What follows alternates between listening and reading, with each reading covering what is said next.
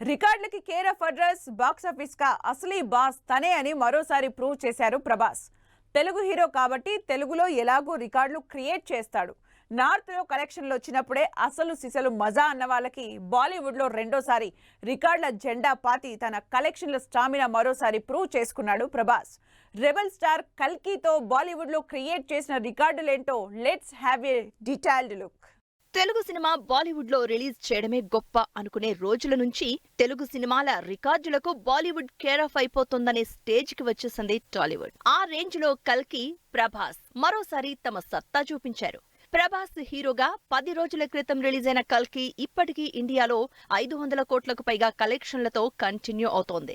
వీటిలో 200 కోట్లకు పైగా హిందీ మార్కెట్ నుంచి వచ్చినవే అంటే బాలీవుడ్ లో ఏ రేంజ్ లో ప్రభాస్ హవా నడుస్తుందో, ఏ లెవెల్లో అక్కడ క్రేజ్ క్రియేట్ చేసుకున్నారో అని సంబరాలు చేసుకుంటున్నారు ఫ్యాన్స్. ప్రభాస్ కల్కితో బాలీవుడ్ లో మరోసారి తన సత్తా చూపిస్తున్నారు.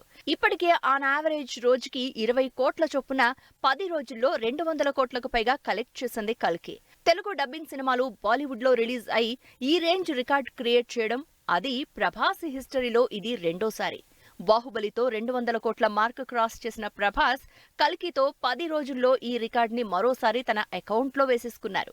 రిలీజ్ అయి 10 రోజులవుతున్నా ఈ ఆదివారం అయితే నార్త్ లో ఏకంగా 22 కోట్లు రాబట్టింది ప్రభాస్ మూవీ. తెలుగులో 250 కోట్లు రాబట్టిన కల్కి మూవీ హిందీలో 210 కోట్ల కలెక్షన్లతో దూసుకుపోతోంది.